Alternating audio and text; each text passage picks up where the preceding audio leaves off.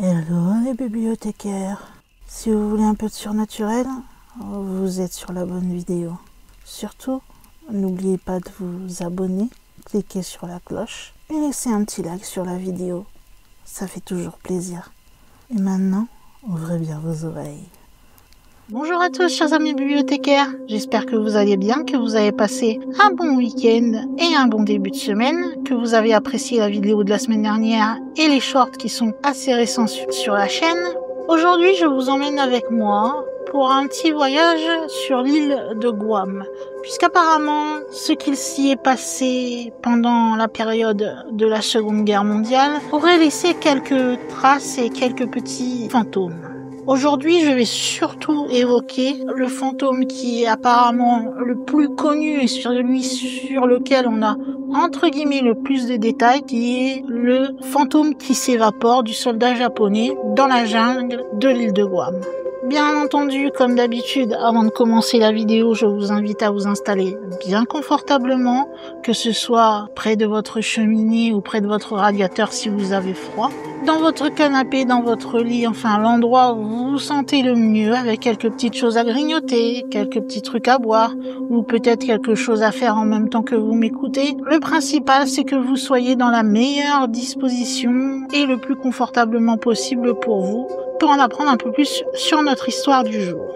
Maintenant, je vous emmène sur l'île de Guam. Imaginez une île assez paradisiaque avec ses plages, ses palmiers, sa jungle, assez dense. Mais malheureusement, c'est un endroit paradisiaque, certes à l'heure actuelle, mais sur lequel a soufflé un vent très chargé d'histoire.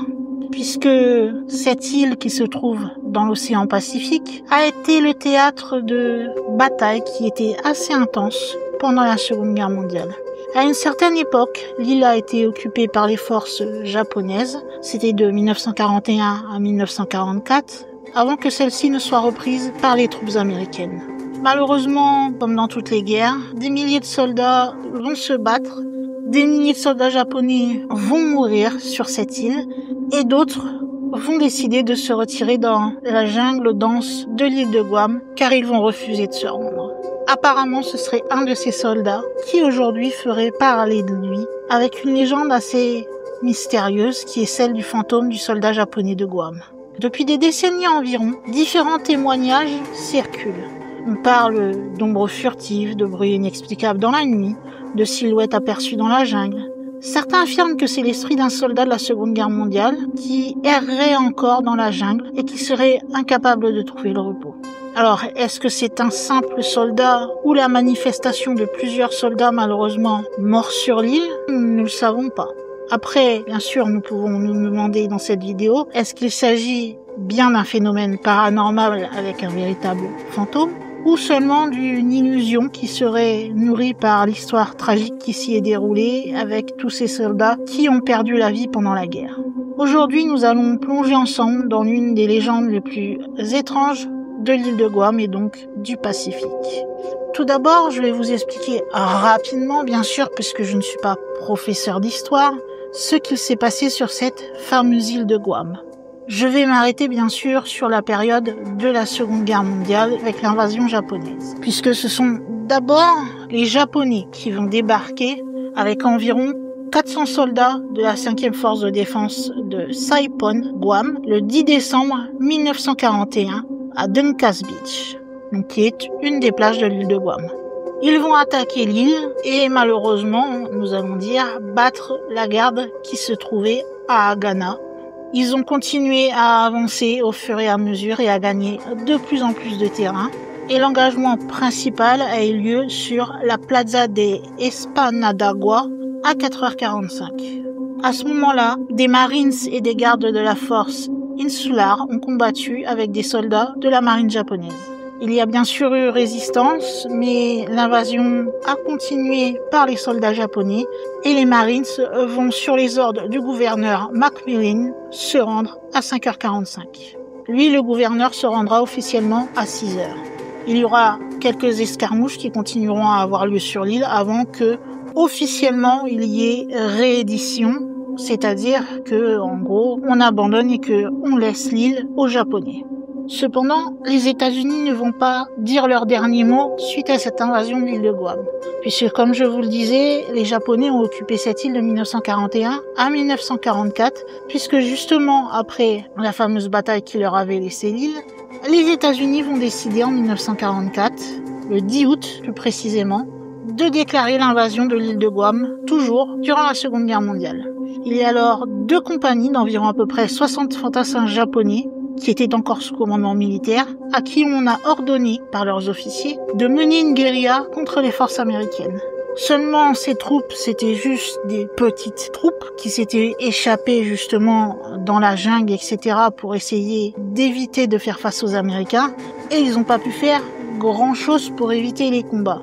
Donc les États-Unis, durant les mois suivants, vont pouvoir tout doucement reprendre du terrain, notamment avec la 3e division des Marines, et ils vont commencer à rechercher les soldats japonais qui se seraient enfuis à travers la jungle et l'intérieur accidenté du calcaire de l'île.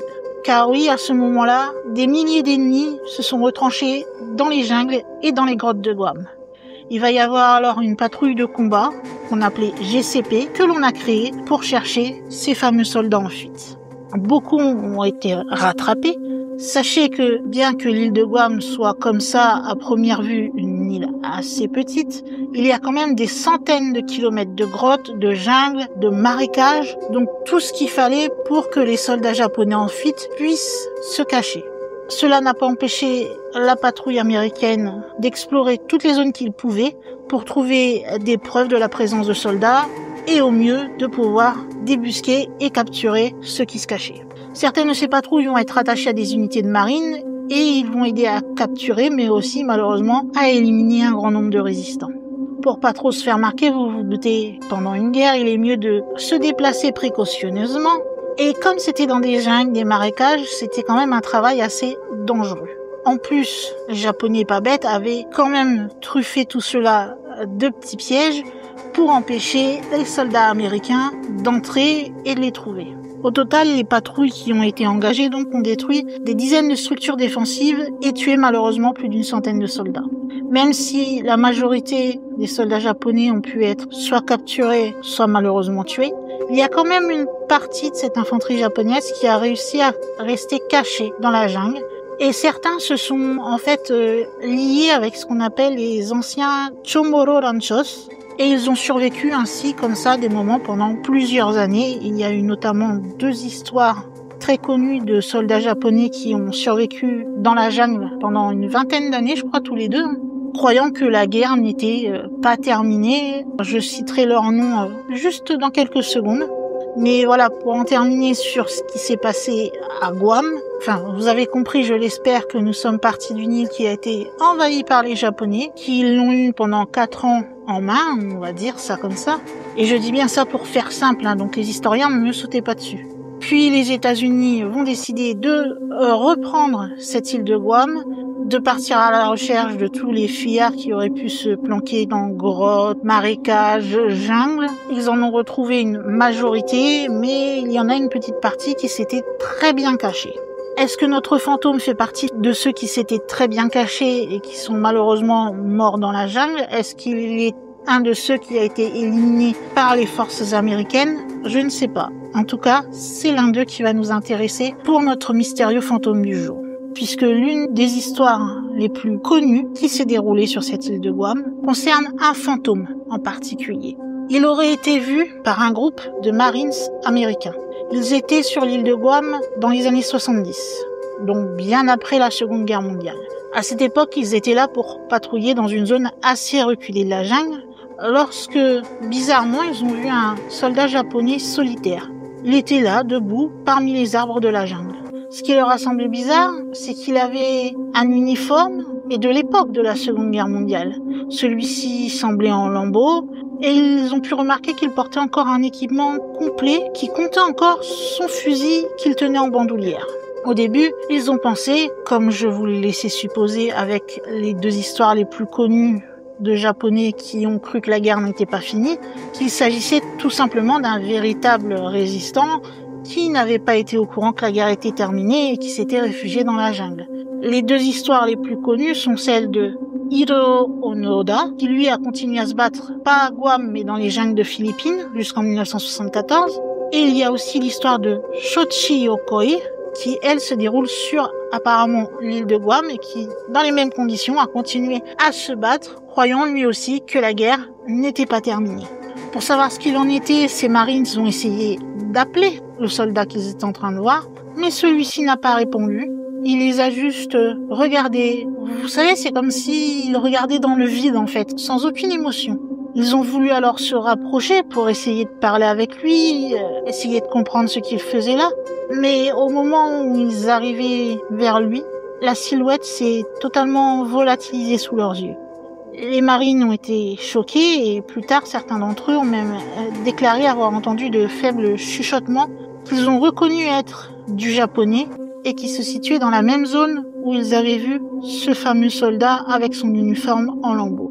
Ça, c'est le résumé de ce qui s'est passé, puisqu'apparemment, il y a une version un peu plus développée de la rencontre avec ce fameux soldat fantôme de la jungle de Guam.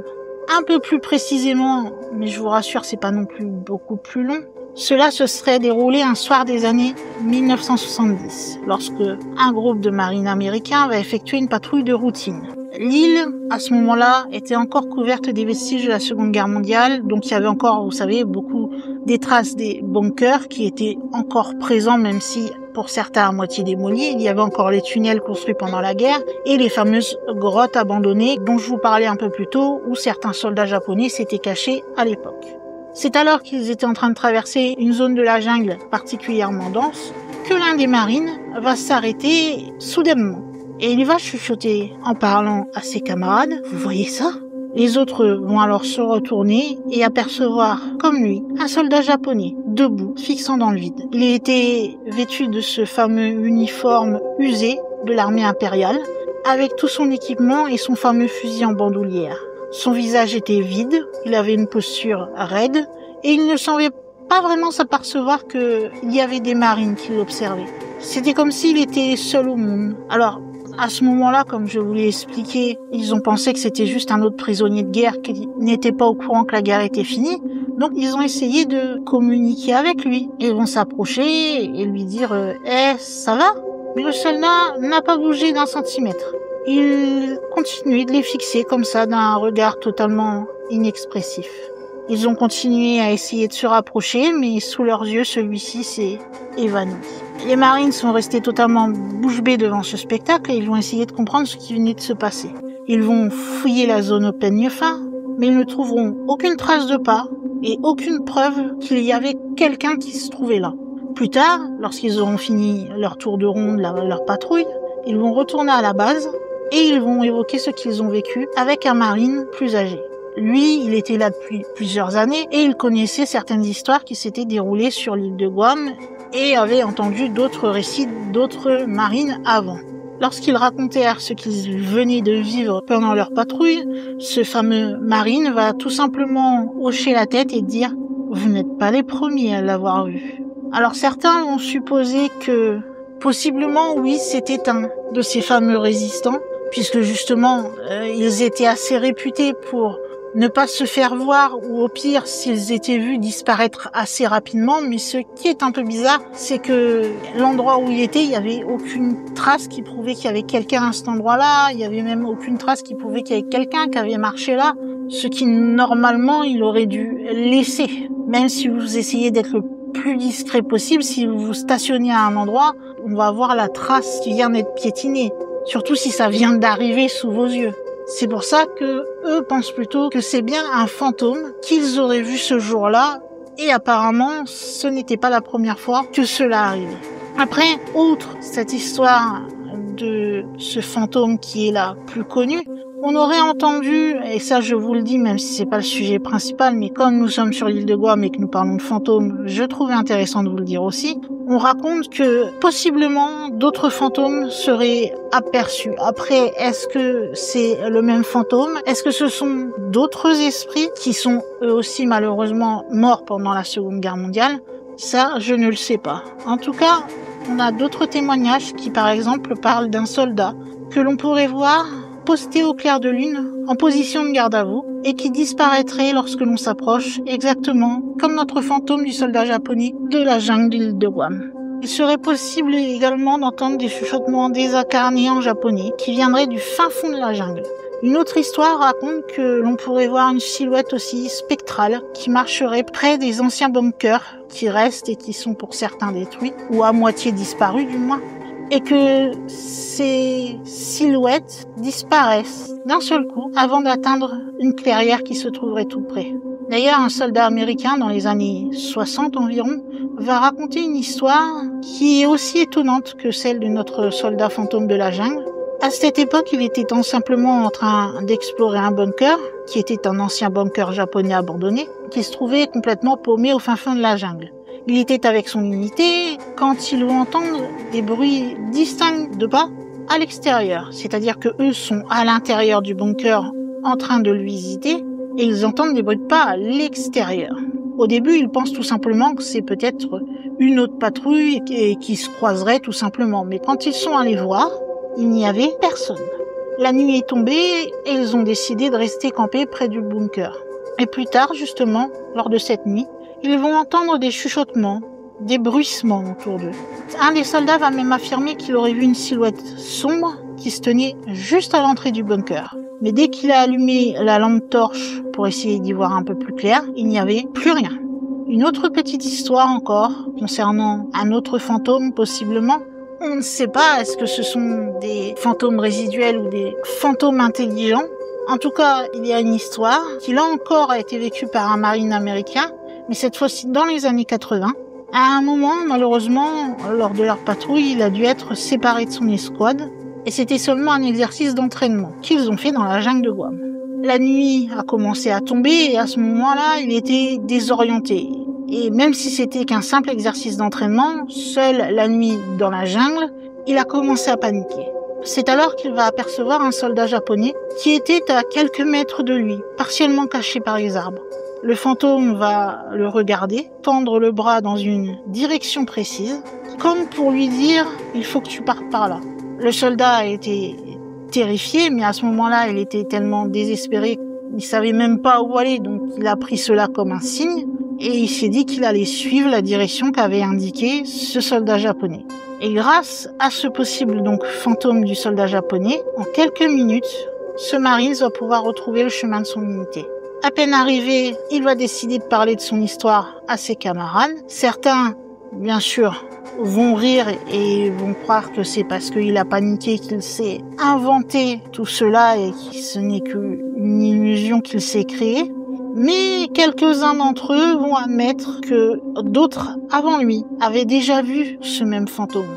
En majorité, ils pensaient que c'était l'esprit d'un soldat japonais qui errait encore dans la jungle et qui essayait peut-être d'aider les âmes perdues à retrouver leur chemin. Quelque part, comme lui n'aurait pas retrouvé le sien, il s'est donné comme mission d'aider ceux qui pouvaient encore l'être. Voilà ce qu'il en est de notre histoire la plus connue, donc du fantôme de la jungle, et possiblement des autres fantômes de la jungle de l'île de Guam, puisque vous avez vu qu'en majorité, ça se concentre surtout dans la jungle, puisque les bunkers sont dans la jungle elle-même. Après, je sais qu'il y a d'autres fantômes dans des endroits bien spécifiques, mais là, je me suis contentée, comme je vous parlais, d'un des cas les plus connus sur ce fantôme, justement, qui disparaît dans la jungle de l'île de Guam. J'ai trouvé intéressant d'ajouter ces histoires qui parlent également de possibles autres fantômes qui seraient là soit en aide, soit en résiduel, on ne sait pas vraiment, mais qui eux aussi se trouveraient dans la jungle de Guam. Après, on pourrait se demander tout simplement d'où peuvent venir toutes ces histoires. Pourquoi autant de Marines, apparemment, puisque comme vous l'avez vu, ce sont majoritairement des Marines qui tombent sur ces fantômes? Qu'est-ce qui fait qu'il y ait autant d'histoires qui passeraient du côté de ces militaires et qui en parleraient entre eux apparemment? Certains pensent que c'est plutôt le folklore militaire, c'est-à-dire qu'ils ont entendu qu'il y aurait supposément des fantômes et que leur esprit va leur faire voir des fantômes. Donc ça serait juste leur cerveau qui voudrait leur faire voir des fantômes, si l'on peut dire cela comme ça. D'autres vont penser que c'est tout simplement soit une présence résiduelle, des fantômes tombés soit pendant la bataille, soit tués par, malheureusement encore une fois, les soldats américains. Mais en tout cas, ce qui est sûr, c'est que apparemment, même si on les trouve pas forcément, il y aurait de nombreux soldats qui ont stationné donc pendant toutes ces années jusqu'à maintenant sur l'île de Guam après la Seconde Guerre mondiale, qui vont rapporter des expériences paranormales. Et surtout, ce sont ces fameuses apparitions dans la jungle. D'ailleurs, apparemment, certaines de ces histoires sont transmises d'unité en unité, donc aux membres des forces armées qui ont servi dans le Pacifique, c'est-à-dire s'ils savent qu'ils doivent partir sur l'île de Guam, généralement, ils savent déjà à l'avance que possiblement ils pourraient tomber sur un fantôme. D'ailleurs, il y a aussi des légendes similaires qui existent dans des endroits comme par exemple Iwo Jima, Okinawa, ou comme je vous le disais, dans la jungle des Philippines par exemple, puisque ce sont des endroits où les soldats japonais en ont profité et ont essayé de se cacher un maximum parce qu'ils ne voulaient pas se rendre tout simplement, et que leur credo c'était de se battre jusqu'à la mort. En ce qui concerne donc notre fantôme le plus célèbre, c'est l'histoire qui est la plus souvent évoquée lorsque des soldats américains de façon générale vont témoigner dans des forums sur le paranormal. C'est ce fameux soldat japonais de l'île de Guam. Mais on peut également apparemment trouver trace de ce soldat fantôme dans des livres qui sont consacrés aux bases militaires hantées. D'ailleurs, ces fameux fantômes seraient tellement célèbres que même les guides touristiques de Guam vont faire état d'observations de fantômes à proximité d'anciens champs de bataille et de bunkers de l'île de Guam. Cela ne serait pas vraiment étonnant, me direz-vous. Vous savez qu'il y a des endroits ou des événements qui sont plus propices à possiblement l'apparition de fantômes. Vous le savez, que ce soit maintenant les hôpitaux, etc.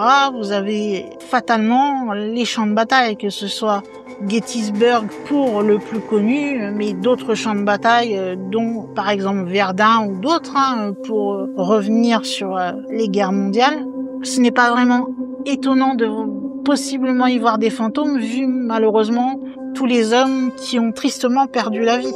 Et comme il reste encore des vestiges de ces guerres, comme là c'est le cas, comme je vous le disais, avec certains bunkers japonais qui sont encore présents, les grottes japonaises, etc., dans lesquelles les soldats japonais se réfugiaient pour essayer de ne pas se faire prendre, c'est aussi des choses, on va dire, qui absorbent l'histoire. Donc à défaut d'être des fantômes intelligents, entre guillemets, cela peut être comme une sorte d'empreinte qu'ils auraient laissée et tout simplement être un fantôme résiduel qui apparaît à certains moments, ce qui expliquerait le fait que on a l'impression qu'il a le regard dans le vide, qu'il ne voit pas, en l'occurrence là dans notre histoire, qu'il voit même pas qu'il y a un groupe de marines s'il se trouve en face de lui, parce que c'est juste une image de lui mais du passé qui serait un peu comme une sorte d'hologramme qui reviendrait dans le présent.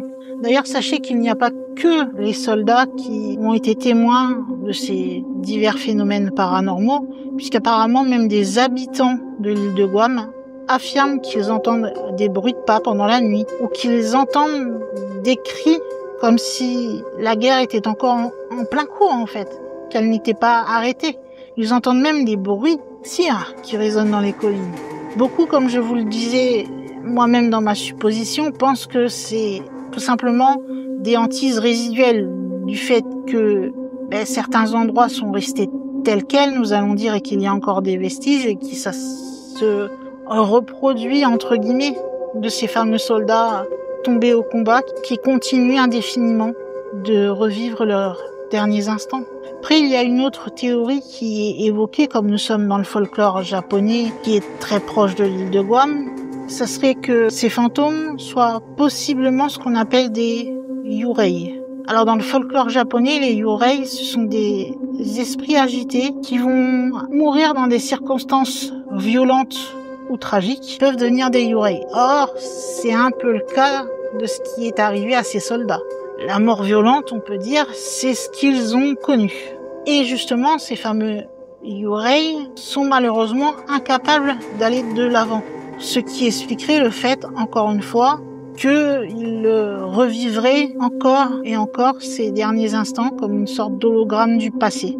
Mais encore voilà, même si ça, c'est une supposition qui peut expliquer en effet et qui correspondrait à ce qui se passe dans la jungle de Guam, rien n'est sûr non plus. Comme en plus c'était des soldats japonais, c'est sûr que on a plutôt tendance, lorsque l'on évoque ces fameux soldats japonais qui sont morts au combat, certains même qui se sont suicidés d'ailleurs, puisqu'ils préféraient mourir que de devoir se rendre à l'ennemi, évoquaient cela comme des Yurei, donc ces fameux esprits qui sont décédés d'une mort violente et qui ne peuvent pas aller de l'avant. Ce qui expliquerait, comme je vous le disais, pourquoi leur esprit est encore visible à l'heure actuelle, puisqu'ils n'ont quelque part pas accepté leur mort, dans un sens, ou qu'ils se sentent comme ils étaient prêts à se tuer plutôt de se rendre à l'ennemi, en restant même après leur mort en esprit ou en fantôme sur l'île. C'est comme s'ils étaient liés par leur devoir de soldats de, au-delà de la mort, continuer à défendre leur île. En tout cas, ce qui est sûr, c'est que parmi toutes les histoires de fantômes qui se déroulent dans la jungle de l'île de Guam, celle du fantôme du soldat japonais, donc vu par les Marines, c'est l'une des plus célèbres histoires de fantômes dans le Pacifique. Comme je vous le disais, pour certains, les esprits qui se baladent encore dans la jungle sont ceux de ces fameux soldats qui sont à jamais prisonniers du passé. Alors, officiellement, il n'y a aucun rapport militaire où l'on explique clairement que telle ou telle compagnie, tel ou tel militaire aurait fait face à un fantôme ou qui atteste l'existence officiellement d'un fantôme de soldat japonais. Cela reste une histoire de fantôme, tout simplement, qui se raconte de soldat à soldat et des habitants entre eux, mais qui à aucun moment n'a de traces sur papier. Ce qui est sûr, c'est que tout cela reste assez mystérieux.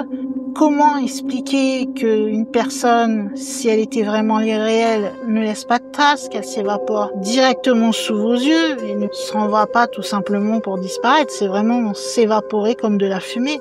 Ce sont des récits troublants, on est d'accord.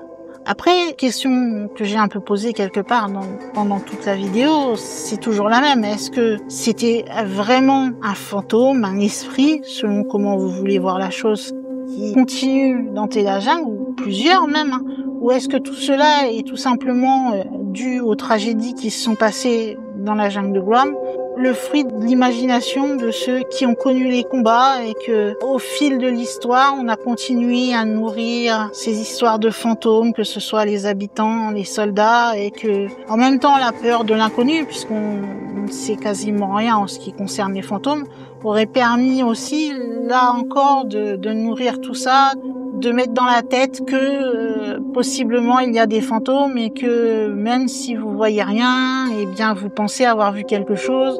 Ça reste encore un débat assez compliqué, même si cela semble assez bizarre, surtout en ce qui concerne les histoires dont je vous ai parlé, on va dire la majorité. C'est que je peux concevoir que pour l'histoire, par exemple, du soldat qui était tout seul et qui s'est fait montrer la direction par un soldat japonais de la Seconde Guerre mondiale, qu'en effet, on peut penser, vu qu'en plus il était paniqué, qu'il savait pas où aller, que ça aurait pu être son cerveau qui lui aurait joué des tours.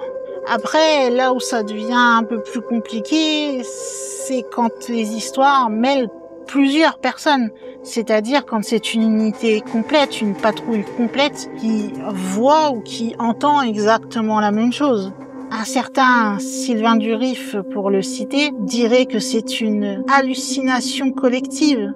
Moi, j'ai un peu du mal avec ce principe d'hallucination collective. Je peux comprendre possiblement, oui, qu'une personne puisse avoir une hallucination. Après, un groupe entier qui se crée une hallucination, c'est quelque chose que j'ai un peu plus de mal à comprendre. Surtout qu'ils sont tous dans un état d'esprit différent, ils sont pas forcément tous stressés ou quoi, donc pourquoi ils auraient tous la même illusion au même moment? Après, je ne dis pas que c'est impossible. Enfin voilà, ça reste des questions qui restent en suspens, peut-être vous avez des réponses. En tout cas, ce qui est sûr, c'est que cette légende de ce soldat japonais vu par les Marines et les autres histoires qui se sont passées un peu plus tard, en fait, toutes celles qui se sont passées dans cette fameuse jungle de Guam après la Seconde Guerre mondiale, comme à peu près toutes les histoires de fantômes, je vous dirais, nous montrent à quel point, eh bien, ce passé, des fois, il peut se remémorer à nous et laisser aussi bien des traces visibles, comme c'est le cas là avec les bunkers, etc., comme des traces un peu plus invisibles avec la présence de ces esprits et de ces fantômes. Peut-être en effet c'est possible que certaines des âmes de ces soldats japonais n'ont jamais pu trouver le repos, qu'ils sont encore prisonniers de la jungle de l'île de Guam. Cela reste une possibilité comme une autre. Mais vous, au final, qu'est-ce que vous en pensez de cette histoire? Est-ce que vous pensez, comme certains, que ce sont juste des hallucinations nourries par les histoires qui se racontent de soldat en soldat, d'habitants au fil des années, donc que tout ceci est tout simplement qu'un mythe? Ou est-ce que vous pensez que ces soldats ont bien vu des fantômes des soldats japonais? Peut-être même que vous pensez que c'est quelque chose qui est entre les deux, possiblement. Eh bien, pour me donner votre avis sur ces histoires, eh bien, vous savez que vous pouvez aller sous la vidéo et me dire dans les commentaires si vous connaissez cette histoire, si vous pensez que c'est un mythe, une réalité. Si vous avez vos explications, n'hésitez pas à me les fournir, toujours dans le respect bien sûr. Et si vous avez aimé cette vidéo, eh bien vous savez que vous pouvez vous abonner si ce n'est pas encore fait. Je remercie d'ailleurs à chaque fois tous les nouveaux abonnés sur la chaîne. Cela me touche énormément. Et si vous vous êtes abonné, n'oubliez pas d'activer la petite cloche pour recevoir une notification quand une vidéo est publiée sur la chaîne. Et vous pouvez aussi, si vous n'êtes pas trop bavard et que vous ne voulez pas laisser de commentaires, en plus de l'abonnement, mettre un petit like. C'est une action qui prend quelques secondes et puis ça fait plaisir également.